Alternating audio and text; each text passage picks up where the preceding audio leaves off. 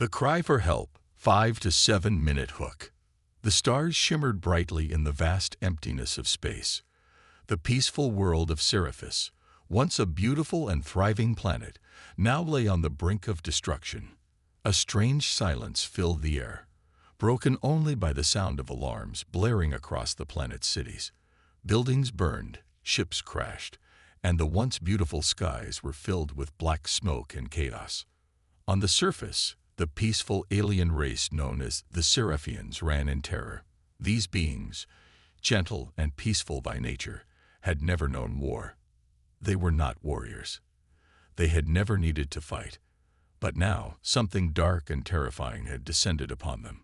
The invaders were ruthless, cold, and merciless.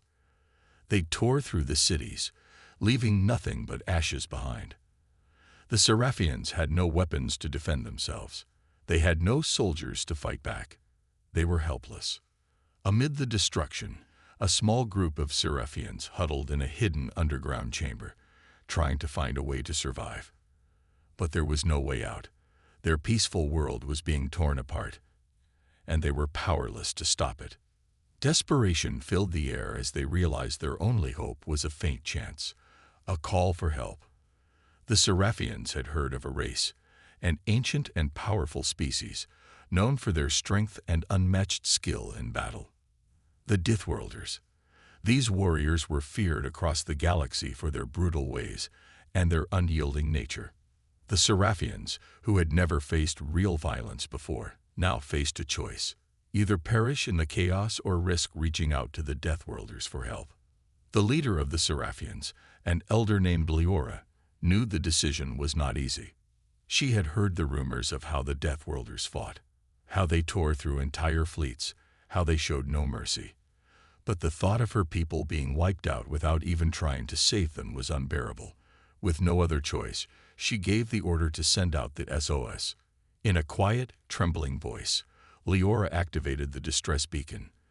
The signal would travel far into space, hoping it would reach someone capable of helping. "We are under attack," Leora's voice echoed, though she knew the message would carry to places far beyond her world. "We need help. We are not warriors. We cannot defend ourselves. Please, save us." As the signal sent out into the void, Leora could only hope. She didn't know if anyone would hear it. She didn't know if anyone would respond. But as the seconds stretched into minutes, then into hours, her heart sank. Was it too late? Had they been forgotten? But then, across the stars, a response came. A sudden flash of light erupted in the sky above Seraphis as the powerful Deathworlder fleet arrived. The Seraphians watched in awe and fear as ships, massive, war-ready, and radiating power, appeared in orbit above their planet. These were the Deathworlders. These were the beings the Seraphians had begged for help. But even as the Deathworlder ships began to descend, there was uncertainty. The Seraphians knew they had asked for a savior, but they had no idea what kind of savior they had called. Would the Deathworlders truly help them? Or would they see their helplessness as an opportunity to conquer, to destroy? Leora stood at the edge of the underground chamber, staring up at the ships. The dark shadows they cast across the planet were both a sign of hope and fear. She could see their massive weapons, their intimidating armor, and their sheer size. The Deathworlders were here, but would they help, or would they bring even more destruction? The first wave of Deathworlder soldiers landed, their heavy boots thudding against the ground as they marched forward, their weapons drawn. These were not peaceful beings, but battle-hardened warriors who had seen the worst the galaxy had to offer. Their armor gleamed in the dim light, and their eyes were cold, their expressions unreadable. Kale, the leader of the Deathworlders' fleet, scanned the surroundings. The Seraphians were afraid. He could see that, but they weren't running. They were waiting. They had made their choice, and now they would see if they would be saved or destroyed. Cal's team moved with efficiency, assessing the situation. The invaders, an unknown, deadly species, were still rampaging through the cities. The Deathworlders didn't hesitate. They moved out in perfect formation, their weapons raised, their determination unwavering. For Kel, it wasn't just about saving the Seraphians. It was about ensuring that no one could ever again suffer the way these peaceful beings were suffering now. This wasn't just a mission.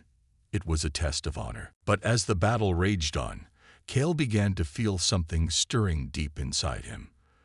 A question that echoed louder with each passing moment. Why had the Seraphians called for help from the Deathworlders? What made them think these warriors would risk everything to save them? The sound of laser fire filled the air, and Kel's team dove into the fight. He didn't have answers yet, but he knew one thing for sure. The Seraphians had made their choice, and now, the Deathworlders would either save them or prove the galaxy's worst fears true. As the battle continued, the clock was ticking, and in the back of Kel's mind, the question lingered: what would be left of Seraphis when the fighting stopped? Would there be enough of the peaceful world to save, or had it already been consumed by the flames of war? The decision. As the Deathworlder fleet descended upon Seraphis, the skies above the peaceful planet grew darker with the heavy presence of warships. Their massive engines roared, filling the atmosphere with a sound that sent shivers down the spines of the Seraphians. There was no turning back now. The distress call had been sent, and the Deathworlders had arrived. But the Seraphians were unsure of their fate.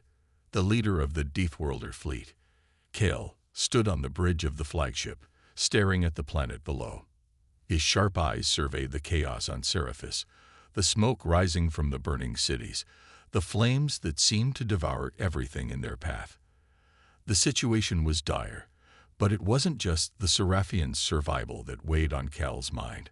He knew that by answering this call for help, the Deathworlders were committing to something much bigger than just saving a single world. Kel turned to his council. Around him stood some of the fiercest warriors in the galaxy, men and women who had fought in countless battles, seen unimaginable horrors, and survived wars that had destroyed entire civilizations. They were not easily moved by the pleas of a weak, peaceful race like the Seraphians. "Are we sure about this?" asked Tressa, a sharp-eyed strategist who had served alongside Kel for years. "These are not our people. Why should we risk everything for a world that can't even defend itself?" Kel paused, his gaze unwavering. He had known Tressa for a long time, and her cold, logical approach had often served them well in battle. But this time, something felt different. He couldn't quite put his finger on it, but there was a gnawing feeling in the pit of his stomach.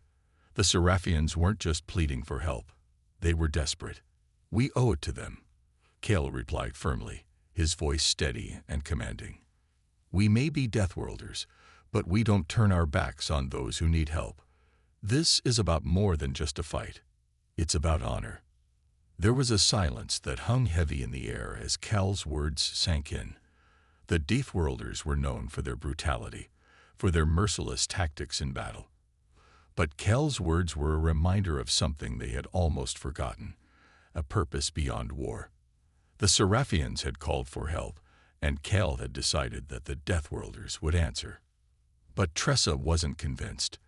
"I don't trust them," she muttered, her eyes narrowing.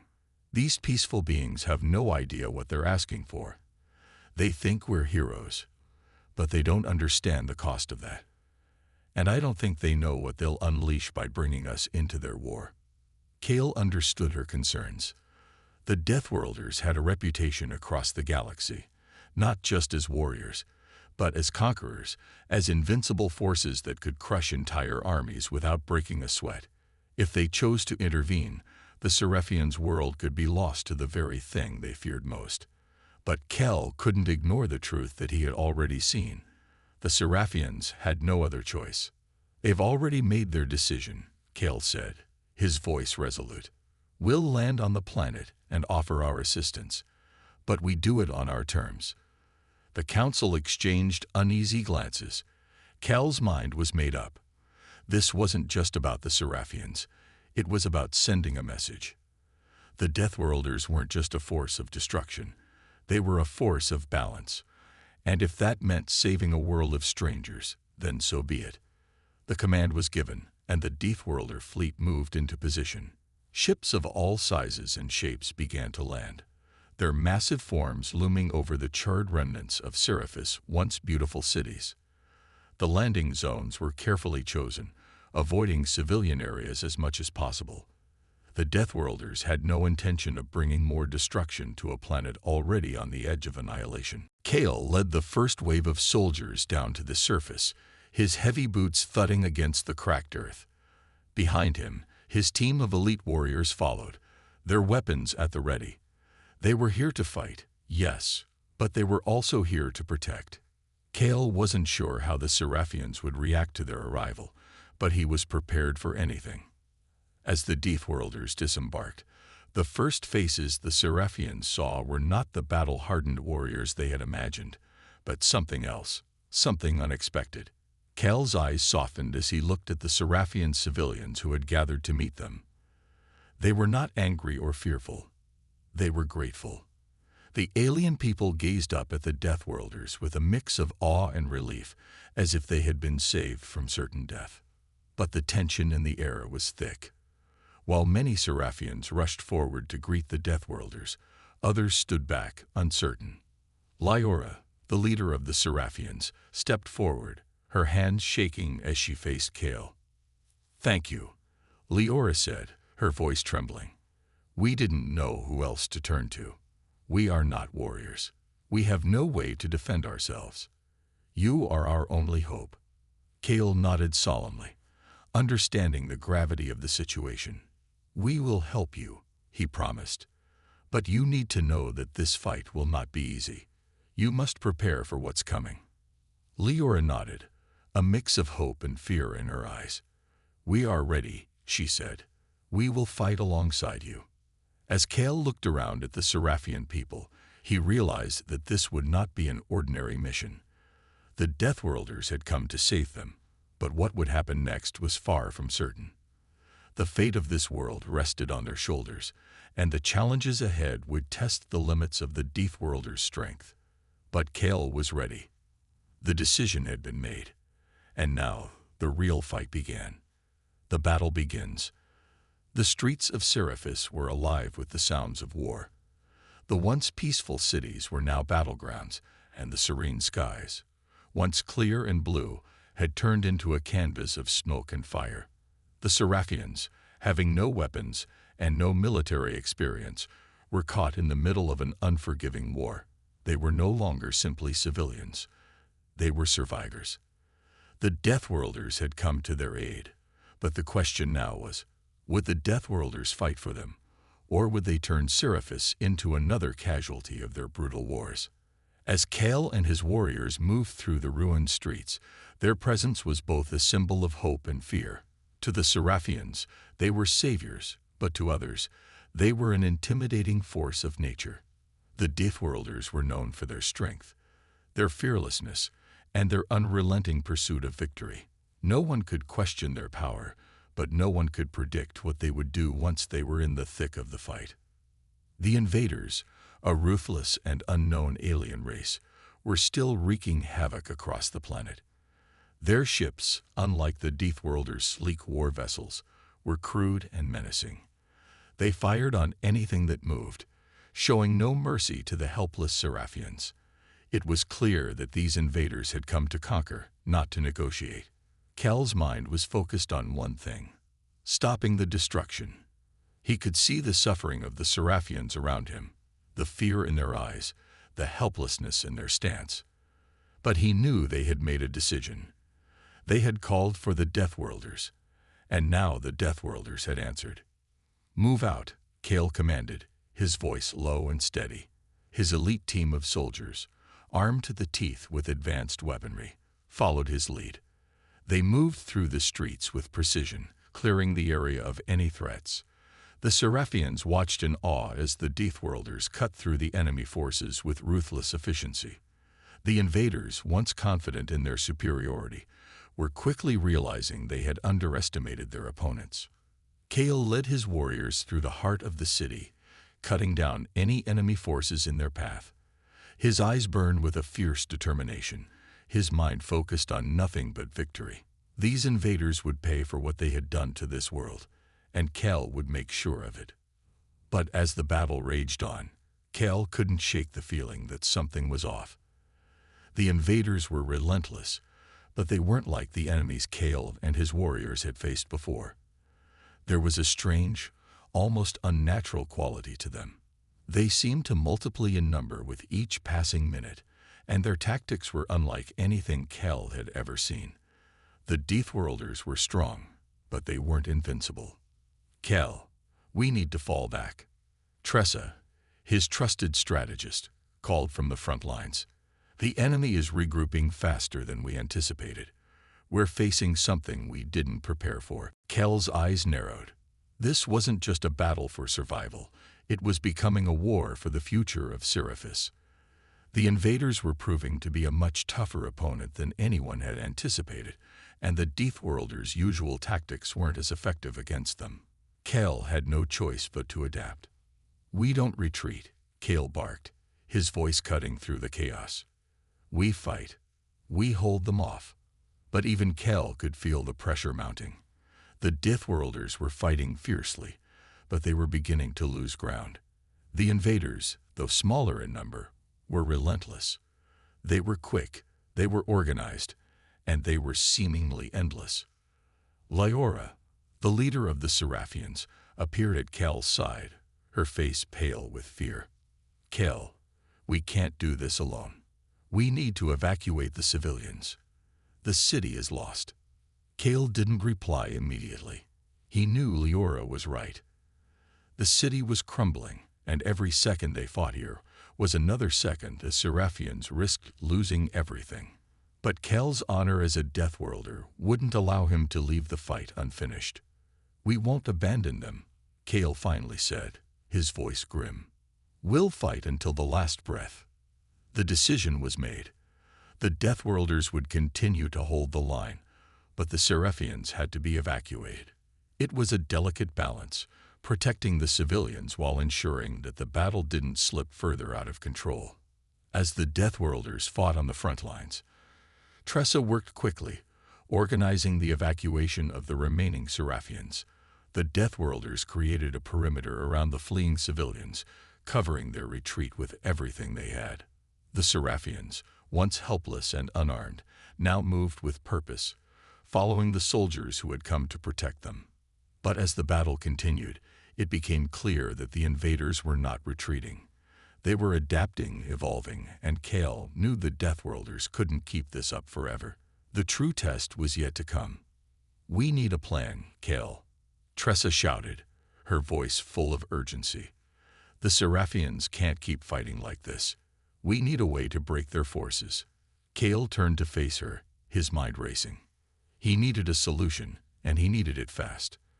The longer this dragged on, the more likely the Deathworlders would be overwhelmed.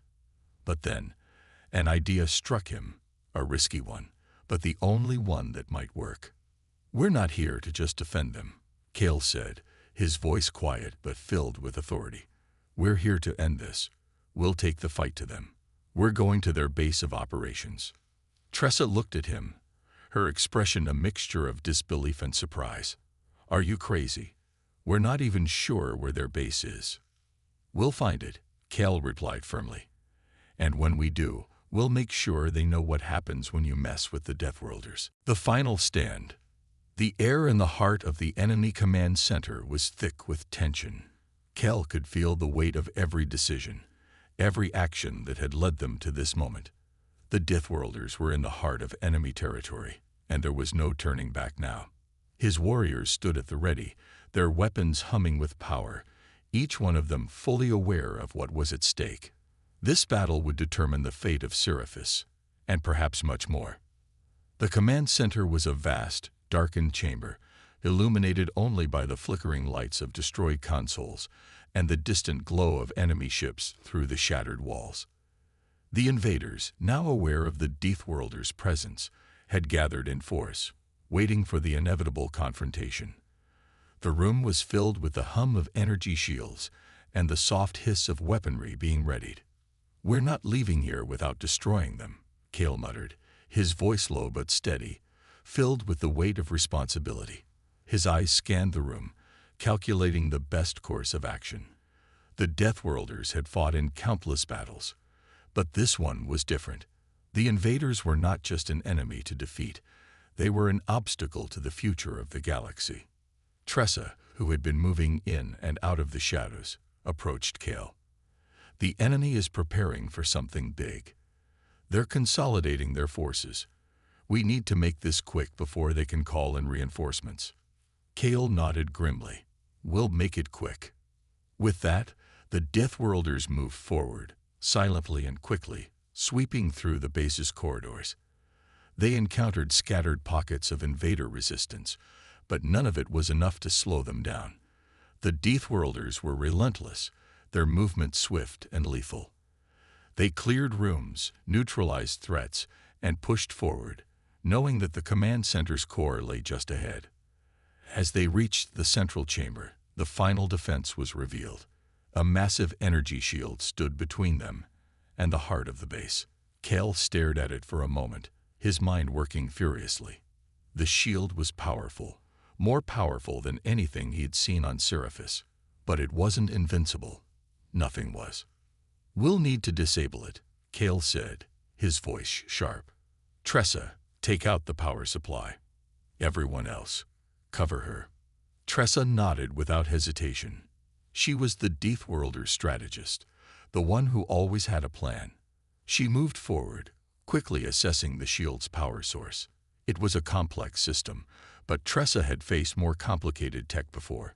She worked with precision, her fingers flying across the control panel as she found the weak points. The invaders, realizing they were being outflanked, began to mobilize in force. The first wave came charging at the Deathworlders, but Kale and his warriors were prepared. They fought fiercely, pushing back wave after wave of enemies, their weapons cutting through the invaders' defenses like a hot knife through butter. The Deathworlders' strength, speed, and skill were unmatched. Tressa, how much longer? Kale shouted over the chaos. Almost there, she called back, her voice strained with focus. I just need a few more seconds. The tension was unbearable. The invaders were growing desperate, and the Deathworlders knew that this was their one chance. If they didn't disable the shield now, they would be overwhelmed. Kale fought with everything he had, his warriors following his lead. The battle raged around them, as time seemed to stretch on forever. And then, with a sudden crackle of energy, the shield dropped. Now, Kale roared, and the Deathworlders surged forward, charging into the heart of the command center. The invaders were in disarray, their final defense shattered in an instant. They had no time to regroup, no time to retaliate. The Deathworlders were on them, cutting through them with unstoppable force. The heart of the command center was a large open room filled with consoles, alien machinery, and what appeared to be a central control panel. This was where the invaders were coordinating their attacks, where the war against Seraphis and countless other worlds had been planned. Kale knew that if they could destroy this room, the invaders' entire operation would collapse. This is it, Kale said, his voice low. He turned to Tressa. Do it. Tressa nodded and moved swiftly to the control panel. She activated a series of commands, hacking into the system with her usual precision. The lights flickered as the machines hummed to life. The room began to shake as the system started to self-destruct. Get back, Kale shouted to his team. We've set the charges. The Deathworlders had no intention of leaving anyone behind. They quickly retreated to a safe distance, watching as the central control room began to implode. The energy released from the destruction was immense. Flashes of light and explosions tore through the facility, sending shockwaves that rattled the very walls. Kale and his team stood, their backs to the explosion, watching as the invaders' command structure crumbled. The blast sent a massive shockwave through the city, and the invaders' forces fell into chaos. The Deathworlders had done it. They had destroyed the enemy's heart, cutting off their ability to coordinate and organize their attacks. But Kale knew this was only the beginning. The invaders would not give up easily. They would regroup, and they would strike again. But for now, Seraphis was safe. For now, the Deathworlders had won. "We've done it," Tressa said, breathing heavily, her eyes alight with the fire of victory. Kale nodded. For now. As they made their way out of the crumbling command center, Kale couldn't help but feel a sense of satisfaction. They had fought with honor, with strength, and with everything they had. But the war was far from over. The Deathworlders had proven their might, but there was always another battle to fight. The fate of Seraphis and the entire galaxy still hung in the balance. The collapse of an empire. The battle had been won, but the war was far from over. As the Deathworlders left the crumbling remains of the enemy command center, the remnants of the invader forces regrouped in the distance. Cal could feel the weight of every victory, but he also knew that this was just a single chapter in an ongoing conflict. The enemy might have lost their central command, but their empire was vast, and their resolve unbroken. "We've dealt them a serious blow, but there's more to be done," Kale said, his voice steady but filled with concern. "We've crippled their coordination, but we can't afford to wait for them to reorganize. We need to press the advantage." Tressa, ever the strategist, nodded in agreement. "The Seraphians are safe, for now. But the invaders will try to regroup. We can't let them." Kale knew she was right. They had destroyed the heart of the invaders' operation, but the war was not over. The enemy would rebuild, and they would come for Seraphis again. But now, with the Deathworlders having proven their strength, there was hope, a glimmer of hope that they could win the entire war. As the Deathworlders gathered outside the command center, Kale looked out across the horizon. The once peaceful city was a battlefield, with shattered buildings and smoke rising from the ruins. The streets, once filled with life, were now silent, except for the occasional sounds of distant explosions and the groaning of collapsing structures. The battle had taken a toll on both sides, but for the Deathworlders, it was a victory they could not let slip away. "We need to make sure this victory counts," Kale said, his eyes fixed on the horizon. "This isn't just about Seraphis. This is about sending a message. The Deathworlders won't back down. We won't let anyone destroy the worlds we protect." Tressa stepped forward, a fire in her eyes. "We'll do what we must. We can't afford to lose this momentum." Kale looked at her and nodded. "We're not leaving until this enemy is destroyed. Completely." As they prepared to leave the city and continue their mission, the ground trembled beneath them. Kale felt the vibrations underfoot, and his heart skipped a beat. It was unmistakable. The enemy wasn't done. They were bringing everything they had. "Everyone, brace yourselves," Kale commanded. "We're not done yet. The invaders are regrouping, and we need to finish what we started."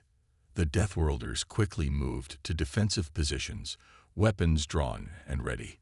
Kale knew that the enemy was trying to make one last push to reclaim their lost ground and retaliate. But the Deathworlders had something the invaders didn't: unbreakable resolve. A roar split the air as the enemy forces surged forward, larger and more determined than ever. The battle was far from over, but the Deathworlders weren't about to back down. This was their moment to show the universe that no one, not even a vast empire of invaders, could stand against them. Kel's heart pounded in his chest as the invaders charged forward, but he didn't flinch. He stood tall, his warriors rallying behind him. The Deathworlders were warriors, and they would fight until the last breath to protect those who called for help. "You wanted to invade Seraphis," Kale muttered under his breath. "You picked the wrong world." The first wave of invaders hit like a storm, but the Deathworlders were ready. Blasts of energy filled the air as Kale and his team fired in perfect unison, cutting down enemy after enemy. They fought with everything they had, their battle cries echoing through the ruins of Seraphis. Despite the onslaught, Kale felt the tide beginning to turn. The invaders were strong, but they were no match for the relentless fury of the Deathworlders. Kale's mind was sharp, his tactics precise. They had fought through countless battles, and he knew exactly what to do. "Flank them," Kale shouted. "Don't give them a chance to regroup." The Deathworlders split into smaller groups, attacking from all sides, forcing the invaders into a corner. The enemy, disorganized and shaken by the loss of their command center, faltered under the pressure. Tressa, who had been leading a separate team, joined Cal's side. "We've got them on the ropes. They're losing their strength." Cale nodded. "We finish this now." With a final push, the Deathworlders overwhelmed the invaders. The battle raged on, but Cale could see it in the enemy's eyes. Their will to fight was breaking. The Deathworlders had proven their dominance. They had taken down the invaders' command center, and now they were dismantling the invaders' entire army, piece by piece. As the last of the invaders fell, the Deathworlders stood victorious. The field was littered with the fallen enemies, their forces completely decimated. But Cale knew this victory came at a cost. The battle had been fierce, and many of the Deathworlders had paid the price for their success. The city of Seraphis was in ruins, but it had been saved. For now, the enemy was defeated, and the Deathworlders had ensured that Seraphis would remain free. Cale stood tall amidst the wreckage, his breath heavy but steady. The Deathworlders had proven that no matter how powerful the enemy, they could always fight back. They had destroyed the invaders and sent a message to any who dared to threaten their worlds. "The war's not over," Cale said, his voice calm but resolute. "But this is the beginning of the end." With that, the Deathworlders began to regroup, their mission far from complete. They had won the battle, but the greater war was still waiting on the horizon. The aftermath and the promise of war. The dust had barely settled over the battlefield, but the victory was undeniable. Seraphis stood as a testament to the Deathworlders' might. The invaders had been routed, their forces shattered, their plans in ruins. But as Cale stood at the heart of the destroyed city, looking out over the chaos, he knew this peace was temporary. The Deathworlders had done what no one thought possible. They had fought back the invaders and saved Seraphis from certain annihilation. But their victory was bittersweet. The cost of war had left its mark. The city lay in ruins, the streets filled with the echoes of destruction. The invaders were no more, but the scars they left behind would remain. Cale turned to Tressa, who stood by his side, her face a mask of determination and exhaustion. "We've done it, but the war isn't over. Not yet." Tressa nodded, her eyes scanning the horizon. "This victory is important, Cale, but you're right. The invaders will regroup. We've only delayed them. The greater war still lies ahead." Cal's gaze hardened. He knew she was right. The Deathworlders had defeated the invaders' primary force, but this victory didn't guarantee peace. The invaders were not one to give up so easily. They would return. The war wasn't over. It had only just begun. The Deathworlders had proven their strength, but now they had to prepare for the battles ahead. "Seraphis may be safe for now," Cale said, his voice resolute. "But we can't stop here. We need to take the fight to them. If we let them regroup, they'll only grow stronger. We have to finish what we started." Tressa met his gaze, her resolve unshaken. "We will. But first, we need to rebuild. We can't fight a war with shattered forces. We'll need new alliances, more support. The Deathworlders can't do this alone." Cale nodded. The Deathworlders were powerful, but they were not invincible. This war was bigger than one planet, bigger than even their formidable fleet. It was a war for the very future of the galaxy, and to win it, they would need more than just their strength. They would need allies, and they would need time to rebuild. "We'll reach out to the other systems," Cale said. "If we can unite the galaxy against the invaders, we can crush them once and for all. But that means we have to be ready. The invaders will come back stronger, and we need to be prepared for that." Tressa gave him a small, grim smile. "We've faced worse. The Deathworlders will never back down." As Cale looked around at his warriors, he saw the same fire in their eyes that had carried them through the toughest of battles. The Deathworlders were a breed apart. They didn't know how to lose. They didn't know how to surrender. They fought for their homes, for their people, and for the future of every world they protected. The victory at Seraphis was just the beginning. They had struck a powerful blow against the invaders, but Kale knew that the enemy would not rest. There would be more battles to fight, more blood to shed, and more sacrifices to make. But as long as the Deathworlders stood strong, there would always be hope. "We'll gather the fleet," Kale said, his voice filled with resolve. "And we'll strike first. The invaders will learn what it means to challenge us. This is our galaxy now, and we will protect it." The Deathworlders prepared to leave Seraphis, their mission far from complete. The planet was safe, but the galaxy was vast, and there were many worlds yet to be saved. Kale knew the path ahead would be difficult, but as long as they stood together, as long as they fought with the strength they had proven, there was no enemy they could not defeat. "Let's move out," Kale commanded, and the warriors fell in line behind him. The battle for Seraphis was over, but the war for the galaxy had just begun.